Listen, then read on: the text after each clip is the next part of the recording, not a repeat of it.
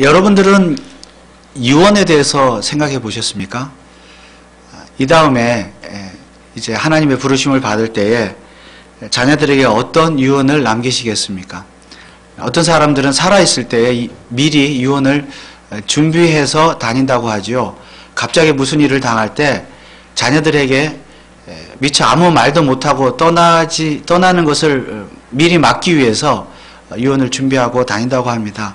또 어떤 분들은 나중에 법적인 어떤 문제를 대비하기 위해서 미리 유언을 변호사를 통해서 공증을 받아놓는 사람들도 있다고 합니다. 오늘 요한복음 16장의 말씀은 예수님의 유언과도 같은 말씀입니다. 그런데 예수님께서 유언을 남기시는데 뭔가 하실 말씀을 다 하지 못하신 것 같은 그런 느낌을 받습니다. 12절 말씀에 보면 내가 아직도 너희에게 이를 것이 많으나 지금은 너희가 감당치 못하리라. 그리고 다 하지 못한 그 유언의 말씀은 앞으로 장차 오실 보혜사 성령께서 유언을 대신 말씀하실 것이라고 말씀을 하셨습니다. 13절 보시면 그러하나 진리의 성령이 오시면, 내가 다 하지 못한 유언의 말을 진리의 성령이 오시면 하게 될 것이다. 실제로 예수님께서 부활하시고 승천하신 후에 보혜사 성령께서 이 땅에 오셔서 예수님의 유언의 말씀을 대신 하셨습니다. 그런데 여러분, 정말로 성령께서 오순절에 이 땅에 오셔서 제자들에게 예수님 대신 예수님이 다 하지 못하신 그 유언의 말씀을 하신 내용은 무엇입니까? 사실 성령께서 하신 유언의 말씀은 특별한 것이 없습니다. 예수님께서 살아생전에 하셨던 말씀 그대로, 그 말씀만 그대로 다시 반복을 하셨을 뿐입니다. 그러니까 예수님께서 살아생전에 유언을 하실 때 미처 다 하지 못한 유언이 남아있었던 것이 아니라 예수님은 하실 말씀을 다 하셨다는 것입니다. 13절 14절 말씀에 보면 그러하나 진리의 성령이 오시면 그가 너희를 모든 진리 가운데로 인도하시리니 그가 자의로 말하지 않고 오직 듣는 것을 말하시며 장래일을 너희에게 알리시리라. 그가 내 영광을 나타내리니 내 것을 가지고 너희에게 알리겠음이니라. 무릇 아버지께 있는 것은 다 내 것이라. 그러므로 내가 말하기를 그가 성령이 내 것을 가지고 너희에게 알리리라 하였노라. 이 말씀은 뭐냐면 장차 오실 성령께서 내 것, 예수님의 것, 즉 예수님께서 하신 말씀만 말씀하신다는 말씀입니다. 그러니까 예수님의 말씀에서 더한 것도 없고 뺀 것도 없어요. 그러니까 추가적인 유언의 말씀이 없다는 말씀이에요. 그러면 오늘 왜 12절 말씀에서 아직도 이를 것이 많으나, 아직도 할 말이 많으나, 왜 예수님은 이렇게 말씀하셨을까요? 그렇다면 성령께서 뭔가 추가적인 유언의 말씀을 더 하셨어야 하지 않겠습니까? 그러나 이 말씀은, 예수님의 말씀은 이제는 어떤 더 남겨진 유언의 말씀이 있다는 것이 아니라 내가 이 땅에서 할 말은 다 끝났고 할 말은 다 했고 이제 장차 이 땅에 오실 성령, 그 성령님께서 말씀하시는 시대가 될 것이다. 다시 말하면 앞으로의 시대는 성령의 시대가 될 것이라는 것을 말씀하신 것입니다. 그리고 그 성령의 시대는 누가 말씀하세요? 성령께서 말씀하십니다. 그러나 성령께서는 다른 어떤 것을 말씀하시는 것이 아니라 예수님께서 말씀하셨던 그대로를 말씀하십니다. 성령께서는 자기 마음대로 자의로 말씀하시는 법이 없습니다. 그래서 여러분, 실제로 성령께서 예수님의 말씀을 그대로 말씀하신 결과가 무엇입니까? 바로 예수님의 제자들이 기록한 신약 성경입니다.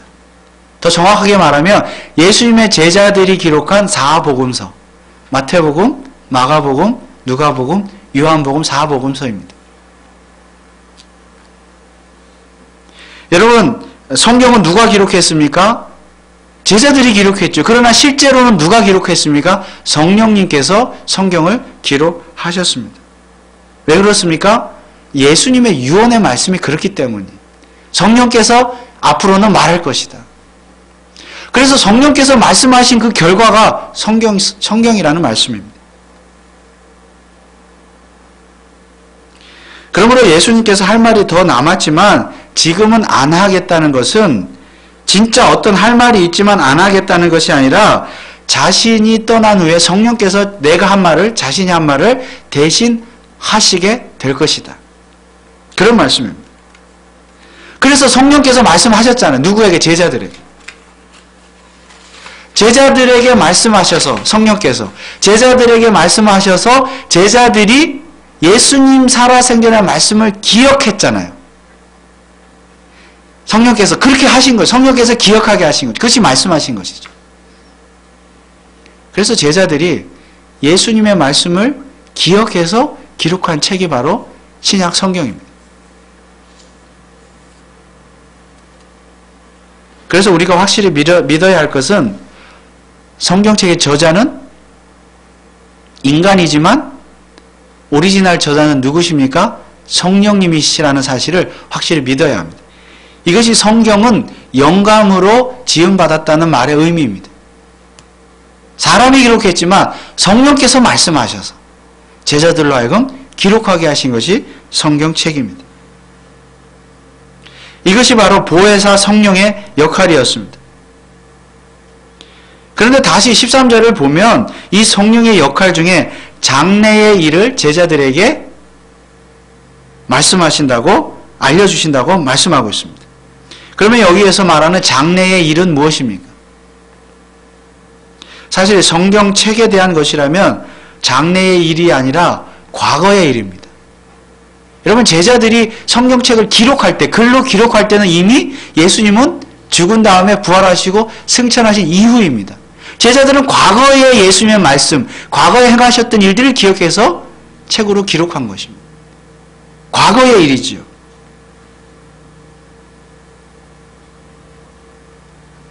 그러나 그것도 따지고 보면 장래의 일입니다.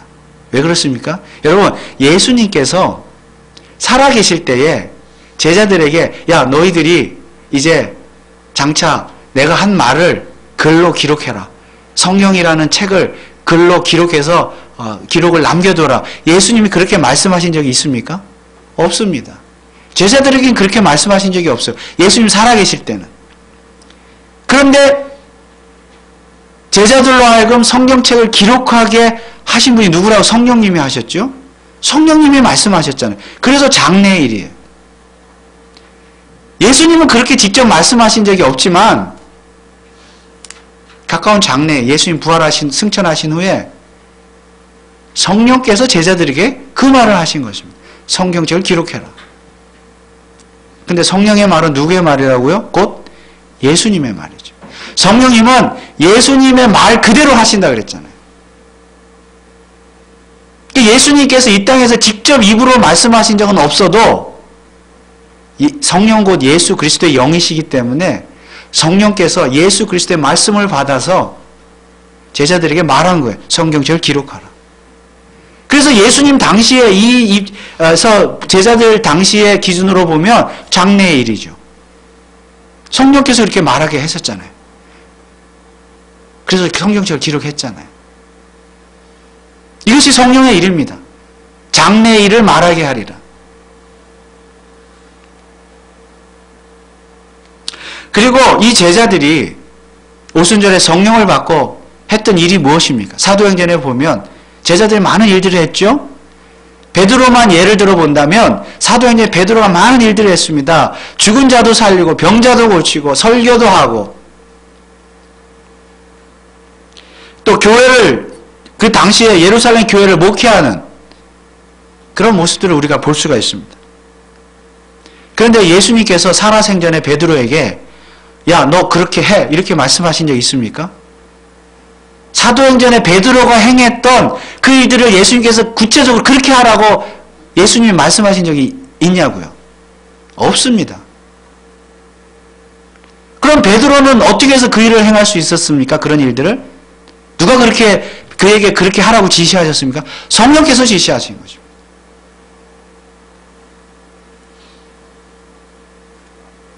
그 성령께서는 누구의 말씀을 하세요? 예수 그리스도의 말씀.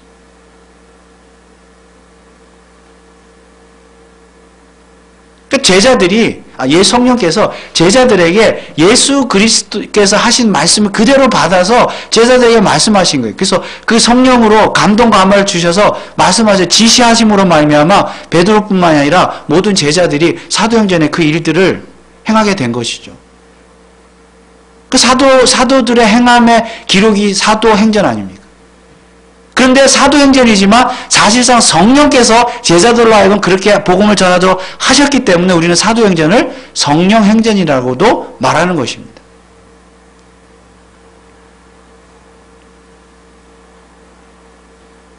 사도행전에 등장하는 또 하나의 위대한 인물 사도 바울은 어떻습니까?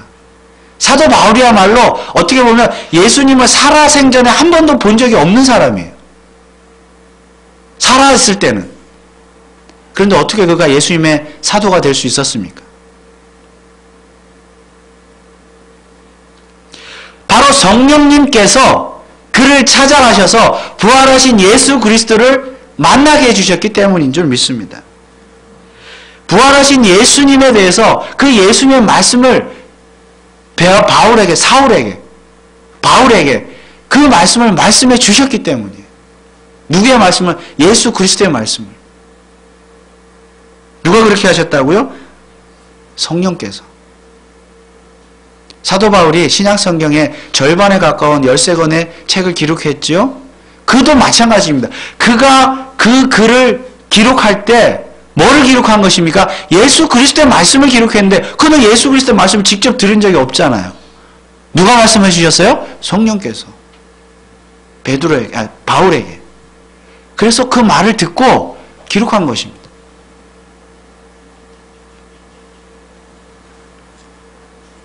이것이 바로 오늘 본문에서 예수님께서 말씀하신 장래의 일입니다. 예수님은 떠나갔지만 장래에 성령께서 예수님의 말씀을 하신다는 거예요. 그래서 장래라는 것은 성령께서 사도들을 통해서 말씀하시는 시대입니다. 그런데 이제 오늘 함께 생각해 보고자 하는 것은 이 장래는 도대체 언제까지 이어지는 장래이냐 하는 것입니다.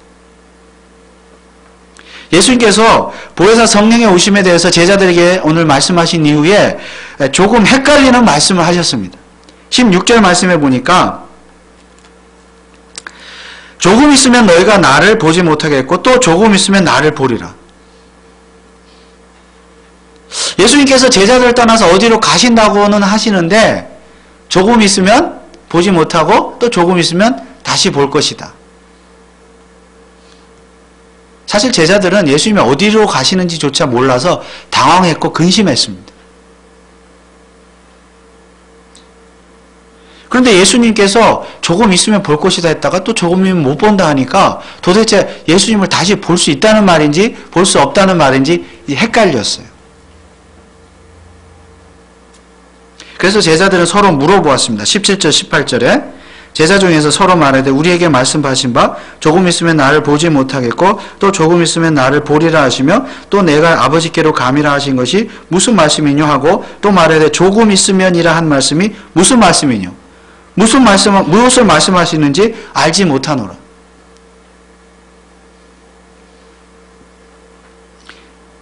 이 질문을 가만히 살펴보면 제자들의 궁금증은 뭐냐면 가장 큰 궁금증은 조금 있으면이라는 말입니다. 도대체 조금 있으면 예수님이 어디로 가시길래 조금 있으면 못 본다고 했다가 또 조금 있으면 본다고 했다가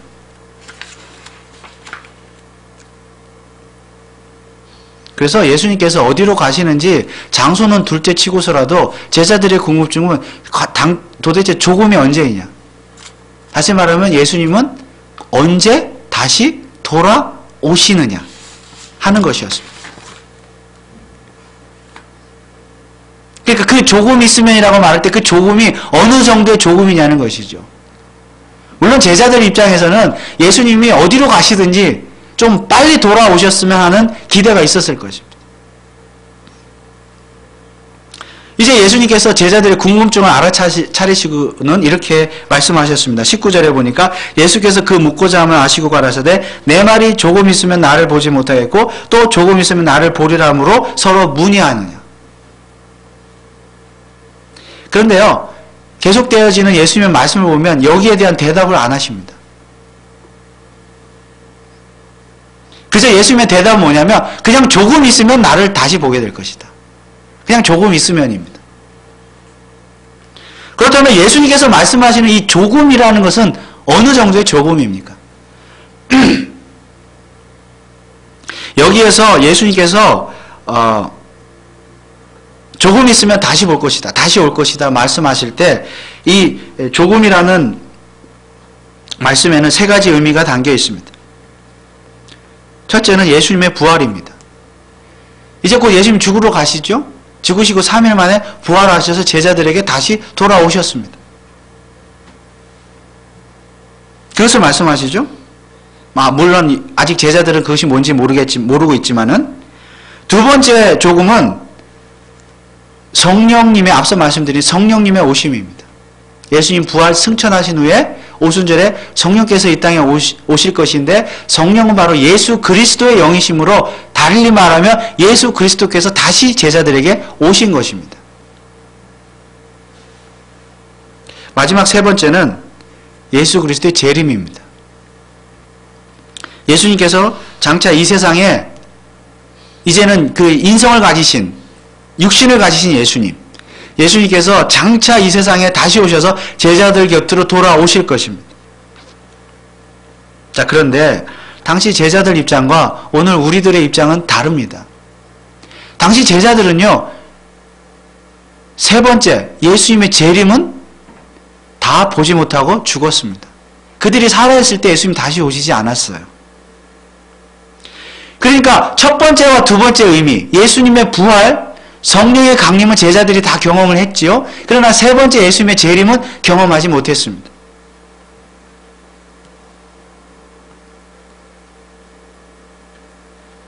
그럼 문제는 세 번째의 경우입니다. 예수님의 재림입니다. 당시 제자들 예수님의 재림을 보지 못하고 다 죽었습니다. 그런데 예수님의 재림은 오늘 우리도 보지 못하고 있잖아요. 당시 제자들로부터 해서 2000년이나 지났어요. 시간이 지금 21세기입니다. 2000년이나 지금 오늘까지도 예수님은 아직 재림하지 않으셨습니다.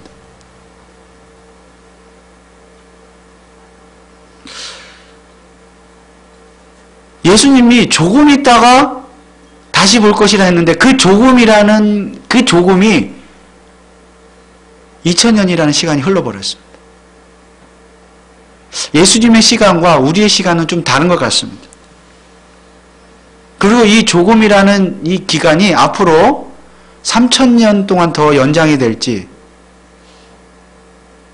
4000년이 더 연장이 될지 아무도 모릅니다.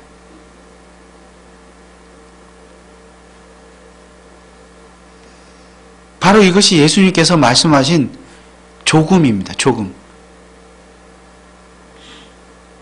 그래서 이 조금의 기간을 정하시는 분은 사실 하나님 아버지세요. 아들도 그 조금의 때를 모른다 그랬습니다.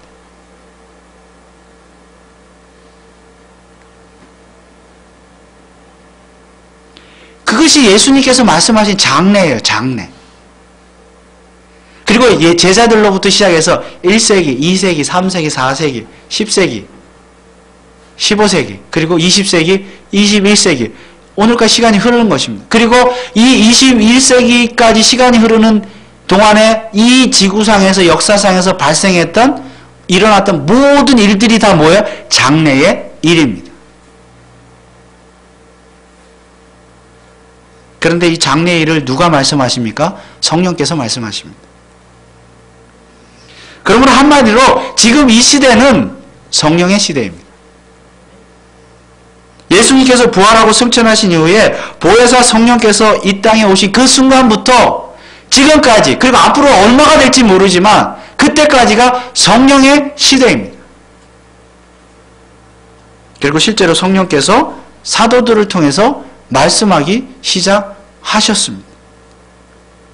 그리고 사람들을 통해서 그 이후로 계속 성령께서 말씀하고 계십니다. 그러나 정말 중요한 것은 성령께서 무엇을 말씀하시느냐. 바로 예수 그리스도께서 들은 것 그대로 내 것을 가지고 말할 것이다. 예수 그리스도께서 들은 그대로의 말씀을 말씀하십니다. 이처럼 성령께서 말씀하시는 시대가 곧 선교의 시대입니다. 그러므로 예수님께서 처음 제자들에게 말씀을 하시고 남기시고 유언을 남기시고 떠나신 이후에 성령께서 그 예수님의 말씀을 받아서 말씀하시는 그 시대는 바로 성령의 시대이며 선교의 시대입니다. 그 선교의 시대는 성령께서 무슨 말씀을 하세요? 바로 예수 그리스도의 말씀을 하시는 것입니다. 예수 그리스도에 대한 복음을 전하는 것입니다. 제자들 이후의 시대, 예수님이 떠난 이후의 시대는 즉 장래의 시대, 그 시대에는 장래 시대는 곧 선교의 시대라는 말씀입니다. 그렇다면 이 선교의 시대의 주인공은 누구입니까? 바로 성령님이십니다. 선교의 주체는 누구세요? 성령님이세요. 왜냐하면 말씀하시는 분은 성령이시기 때문입니다. 선교는 누가 하는 일입니까? 성령께서 하시는 일입니다. 물론 사람이 선교하는 건 맞습니다. 전도하는 거 사람이 하는 건 맞습니다. 우리가 전도하잖아요. 우리가 선교하잖아요. 우리가 이웃을 만나서 혹은 가족이나 믿지 않는 가족이나 이웃이나 직장 동료들을 만나서 불신자들에게 전도할 때 예수님의 말씀을 전할 때에 전하는 자는 나입니다. 사람입니다. 멀리 해외에 나가서 먼 나라에 나가서 복음을 전하시는 선교하시는 분들도 바로 사람입니다. 그러나 사람은 그저 선교의 도구에 불과합니다. 실제로 선교를 하시는 분 누구십니까? 성령님이십니다. 왜냐하면 성령님께서 말씀하시는 분이기 때문에 예수님께서 그렇게 유언을 남기셨기 때문에 성령께서 말하시는 거예요. 사람은 수단에 불과한 것입니다.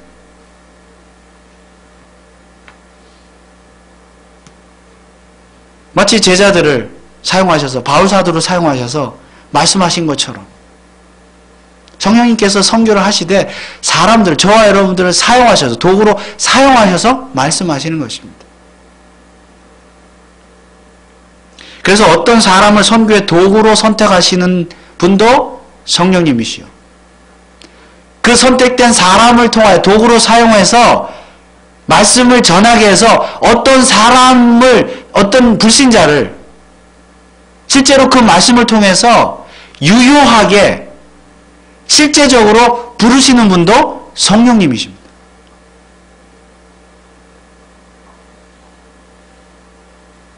물론 도구로 사용되어지는 우리 사람은 로봇가 아닙니다. 우리가 전도하고 선교할 때에 우리의 이성과 우리의 지혜, 어떤 그런 것들, 지식을 사용하여 얼마든지 다양한 방법으로 선교할 수 있습니다. 그런데 그런 방법들조차 누가 말씀해 주십니까? 성령께서 말씀해 주십니다. 사람이 사용하는 이성과 지식, 지혜라 할지라도 예수님께서 원래 하셨던 말씀과 어긋나서는 안 되는 이유가 바로 그것입니다. 우리 성령의 말씀을 들어서 성령께서 말씀하시는 대로 선교하고 전도해야 돼요. 그래서 우리가 사용하는 이성과 지식과 지혜, 이 모든 것들이 성령의 말씀, 즉 예수 그리스도의 말씀에 어긋나지 않도록 계속 말씀하시고 간섭하시는 것이 성령님의 역할입니다. 그래서 우리는 선교를 하든 전도를 하든 예수님의 말씀, 그 말씀이 곧 성경에 글로 기록된 성경책이죠. 즉 우리가 선교를 하든 전도를 하든 그 모든 일들이 예수님 말씀, 즉 성경 말씀에 어긋남이 없는 것이 되도록, 어긋나지 않도록 우리는 늘 신경을 써야 합니다. 성경에 입각한 방법으로 선교하고 전도해야 된다는 말씀입니다. 이것이 바로 성령께서 장래 일을 제자들에게 말씀하시겠다고 하는 예수님의 말씀의 정확한 의미입니다. 그런데 오늘날 이 말씀을 잘못 이해해서 성령께서 정말로 사람들에게 말씀할 것이다. 장래의 일을 말할 것이다. 그래서 오늘날 잘못 이해해가지고 성령 충만함을 받으면, 성령의 은사를 받으면 정말 막 장래의 일을 말해요. 예언을 하고 말이죠. 직통 계시를 받았다. 예언을 하고 말이에요. 이것은 성경을 완전히 오해한 것입니다. 성령을 오해한 것입니다. 그래서 오늘날 그런 은사들을 많이 추구하잖아요. 장래일을 말할 것이라 했으니까 장래가 되면 될수록, 말세가 되면 될수록 이러한 일들이 더, 이런 오해되는 일들이 더 많이 일어날 것입니다. 그래서 오늘날 소위 잘못된 종말론, 그런 것에 빠져가지고 성령을 받아야 된다. 그래서 막 예언을 하고 직통 계시를 말하고 점치듯이 그렇게 기독교를 오해하는 일들이 오늘날 교회 안에 종말이 될수록, 장래가 될수록 많이 일어나고 있는데, 어떻게 보면 이것은 이상한 일이 아닙니다. 그러나 우리는 조심해야 돼요. 그런 의미가 아니에요. 본문의 말씀은 전혀 그런 뜻이 아닙니다. 다가올 장래의 시대는 성령의 시대가 될 것인데, 그것은 성령께서 말씀하시는, 곧 예수 그리스도의 십자가의 복음을 전하시는 그런 선교의 시대가 될 것이라는 말씀입니다.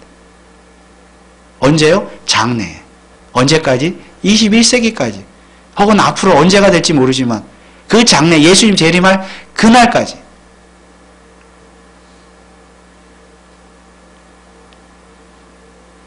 그래서 지금은 바로 선교의 시대입니다. 그런데 그 장래 시대는 이제 조금 있으면 끝날 것입니다. 왜냐하면 정말로 조금 있으면 예수님이 다시 오실 것이기 때문입니다. 물론 예수님께서 말씀하셨던 그 조금이 2000년이라는 시간이 되어버렸습니다.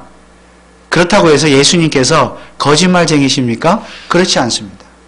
예수님은 정말로 조금 있으면 다시 오실 것입니다.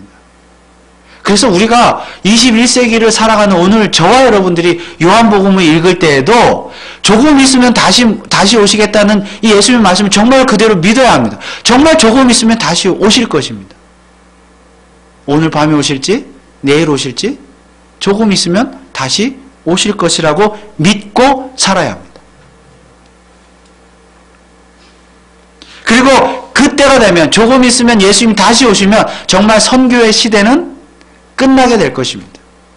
자, 그렇다면 오늘 이 예수님의 말씀이 오늘 저와 여러분들에게, 우리 교회에게 주는 도전은 무엇입니까? 조금 있으면 예수님이 다시 오실 것이기 때문에, 조금 있으면 선교의 시대가 끝날 것이기 때문에 더 열심히 전도하고 선교하라는 예수님의 말씀인 줄 믿으시기 바랍니다. 왜냐하면 예수님 살아생 전에 제자들에게 하셨던 유언의 말씀은 지금도 성령님을 통하여 여전히 오늘 우리들에게, 우리 교회에게 유효하기 때문입니다. 법적으로 유효하기 때문입니다.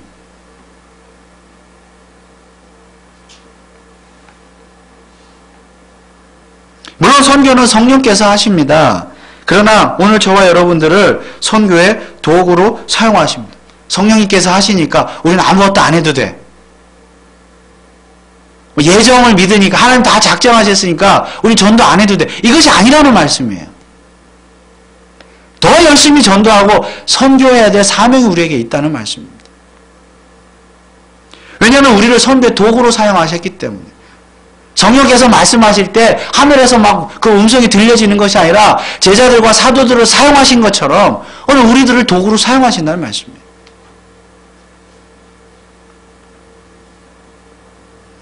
그리고 우리가 어떻게 선교해야 할 것을 성령께서 가르쳐 주십니다. 그런데 그 가르침이라는 것은 곧 예수 그리스도의 말씀, 곧 성경 말씀에 어긋남이 없는 가르침입니다.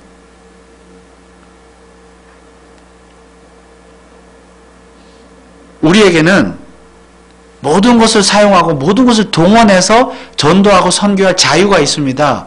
어떻게 하든지 선교하고 전도하고 사람들 많이 이끌어 모으기만 하면 되잖아요. 뭐든지 할 수 있잖아요. 교회가 부흥만 하면 되잖아요. 그러나 선교의 목적이나 방법, 전략, 이 모든 것들이 곧 성령님의 말씀, 예수님의 말씀, 성경 말씀에 어긋남이 없어야 합니다. 이것이 진짜 선교이고 전도입니다.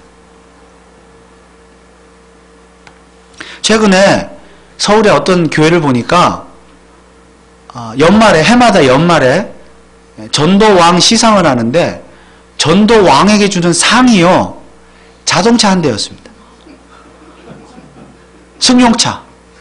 얼마나 교회가 돈이 많으면 그렇게 하는지 모르겠지만, 그리고 구역별로, 이 교구별로 이렇게 전도를 이렇게 많이 한 것을 심사를 해가지고, 제일 전도 많이 한 교구에게 주어지는 상이 제주도 여행권이었습니다.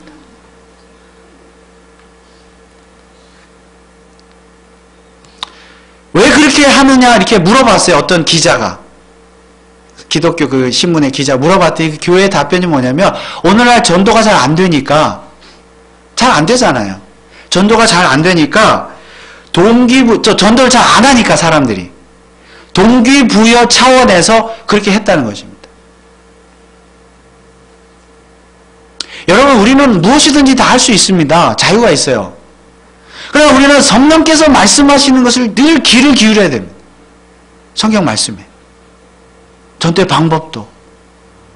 모로 가도 서울만 가면 된다. 어떻게 전도하든지 사람을 많이 끌어모으면 된다. 이거 예수님 말씀이 아니에요.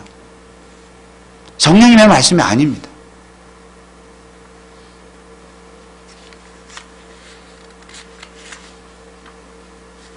항상 교회에는 선교, 전도의 주체는 성령님이 되어야 합니다.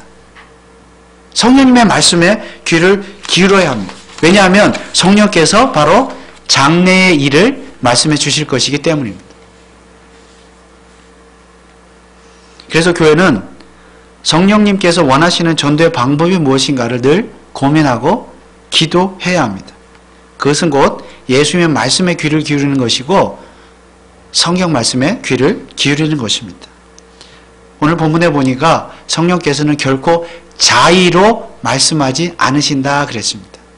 예수님께서 말씀하신 것만 말씀하신다.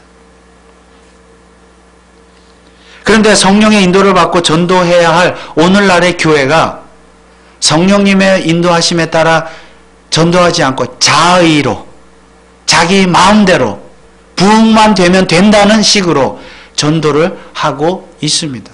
남의 교인도 막 뺏어와요. 그래서 이렇게 자의로 자기 마음대로 전도하고 선교하시는 것은 결코 하나님께서 기뻐하시는 일이 아닙니다.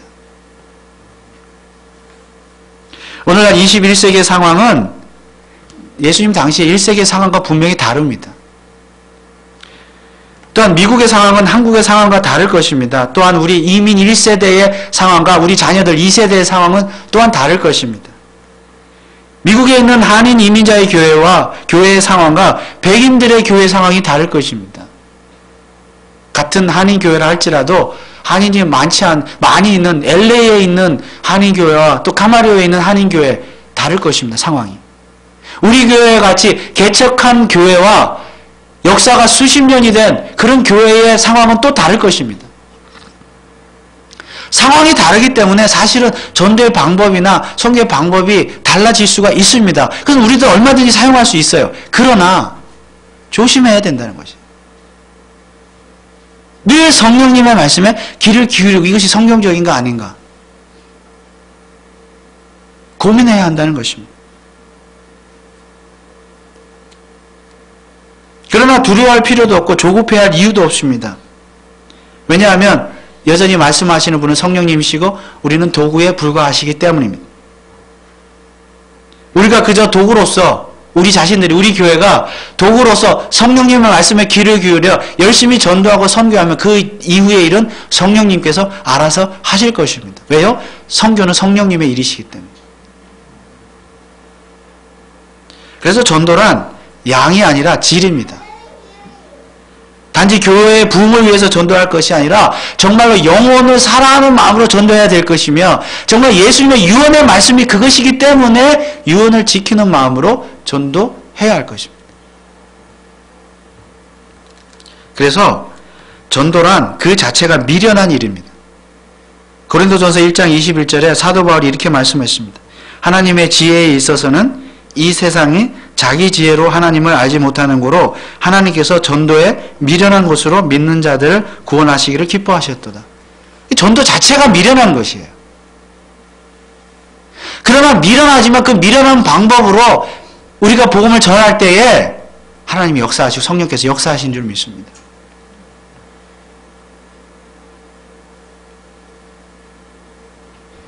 그래서 우리는 어떤 화려한 방법이 아니라 자의로 전도하는 것이 아니라 오직 성령께서 전도하시고 선교하시도록 자리를 내어드려야 합니다.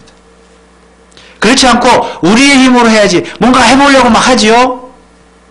교회란 그렇지 않습니까? 사람이 많이 모였다가도 어느 한순간이잖아요. 우리의 힘으로 뭘 해보려고 하면요, 교회란 마치 모래 위에 집을 지은 집과 같아서 비가 한번 오면, 홍수가 한번 나면 다 쓸려 내려가는 법. 다 무너져 버려요.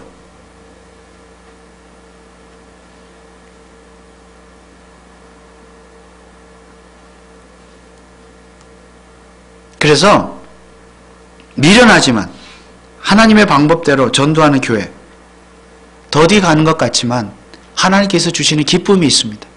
오늘 20절 22절 말씀해 보면, 내가 진실로 진실로 너희에게 이르노니 너희는 곡하고 애통하리니 세상이 기뻐하리라. 너희는 근심하겠으나 너희 근심이 도리어 기쁨이 되리라. 여자가 해산하게 되면 그때가 이르렀으므로 근심하나 아이를 낳으면 세상에 사는 사람 난 기쁨을 인하여 그 고통을 다시 기억지 아니하느니라. 지금은 너희가 근심하나 내가 다시 너희를 보리니 너희 기쁨이 마음이 기쁠 것이요 너희 기쁨을 빼앗을 자가 없느니라. 전도하는, 선교하는, 성령님의 음성에 귀를 기울여서 사는 교회와 성도들에게 기쁨을 주시겠다는 예수님의 말씀입니다. 그래서 속도보다 중요한 것은 방향입니다. 양보다 중요한 것은 질입니다. 비록 더디 가더라도 방향만 맞으면 우리 하나님께서, 우리 예수님께서, 우리 성령님께서 우리 교회와 저와 여러분들에게 큰 기쁨을 주실 줄 믿습니다. 물론 고통이 있습니다. 고난이 있습니다. 그렇지만 고난과 고통 뒤에 기쁨을 주시겠다고 약속했습니다. 어떤 기쁨이라고 그랬습니까? 여인이 해산하는 기쁨. 아기를 임신하고 가슴 배에 품고 있다가 고통스러워 있다가 정말 또 해산할 때 얼마나 고통스럽습니까? 우리 어머니는. 그렇지만 그 해산의 고통은 아무것도 아닌데 왜요? 생명이 태어나니까, 아기가 태어나니까. 얼마나 기쁩니까? 고통은 다 잊어버리잖아요. 마치 그와 같이 같은 기쁨을 줄 것이다. 너희 제자들이, 너희 성도들이 이 세상을 살아가면서 복음을 전할 때 환난과 핍박을 당할 것이다. 그러나 그 길을 묵묵히 걸어갈 때 내가 큰 기쁨을 허락할 것이다. 특별히 내가 재림할 때, 다시 올 때 너희들이 큰 기쁨을 허락해 줄 것이다. 너희 교회에 큰 기쁨을 허락해 줄 것이다.